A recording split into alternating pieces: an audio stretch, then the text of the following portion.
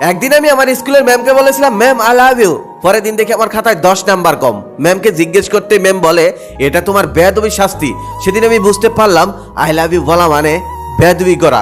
তারপরের দিন আমি আমার হেডমাস্টারকে বলেছিলাম, স্যার আমি আপনাকে অনেক ভালোবাসি। তারপরের দিন সে আমার হাতে একটি টিসি ধরিয়ে দিয়ে বলল, এটা লেখাপড়ার জায়গা, ভালোবাসার জায়গা না। সেদিন আমি বুঝতে পারলাম ভালোবাসার হয়তো অন্য কোনো জায়গা থাকে। তারপর আমি মন খারাপ করে বাড়ির দিকে যাচ্ছিলাম, ঠিক সেই সময় রাস্তায় বাবার সাথে দেখা। বাবা বাজারে যাচ্ছে। বাবাকে বললাম, বাবা আমি তোমাকে অনেক ভালোবাসি।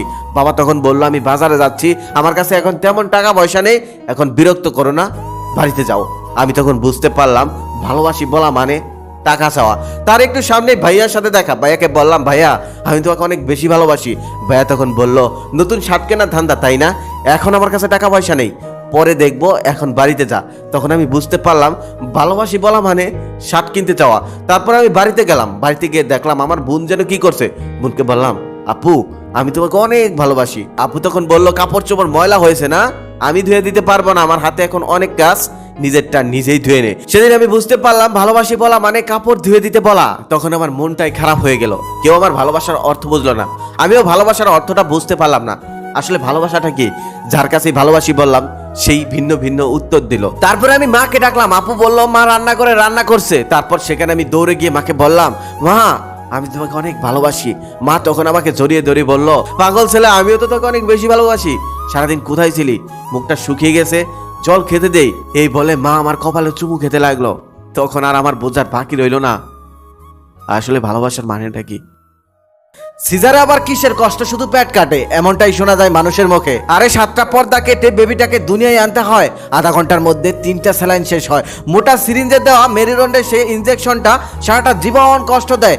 যখন অবসর ম্যাটটা চলে যায় তখন গলা কাটা মুরগির মতো ছটফট করতে হয়। আপনজন ছেড়ে পোস্ট অপারেটিভ রুমে থাকতে হয়। এক একটা মিনিট যেন এক একটা ঘন্টার সমান, সময় যেন যায় না। প্রিয় মানুষদের মুখখানি দেখার জন্য ছটফট করা, ঘন্টার পর ঘন্টা কাটা জায়গায় কি যে ব্যথা বলার মতো না। তার সাথে খিচুনি, নিথর দেহে থরথর কাঁপুনি, হাতে ক্যানোলায় স্যালাইন তো চলছেই, অন্যদিকে গলা শুকিয়ে কাটকাট, অথচ এক ফোঁটা পানিও দেওয়া হয় না, কারণ 24 ঘন্টার আগে নিয়মে নেই। পৃথিবীর সব থেকে বড় ভয় কি জানেন?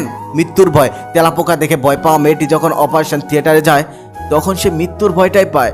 সে ভাবে আজকে আমার জীবনের শেষ দিন। তারপরে সে কান্নাকাটি করে আল্লাহর কাছে এই দোয়াটাই করে, আল্লাহ আমার যাই হোক না কেন, তবে আমার সন্তানটা যেন ভালো থাকে। আবার সে এটাও ভাবে, আমি না থাকলে আমার স্বামী সন্তানকে ভালোবাসবে কে? তাই মাকে কখনোই কষ্ট দিও না। মনে রেখো, তুমি যদি পুরো পৃথিবীর মানুষের কাছে ভালোবাসা হেরে যাও তাহলে মায়ের ভালোবাসাটা মিলিয়ে দেখো, তখন দেখবে পৃথিবীতে ভালোবাসা বলতে কিছু আছে।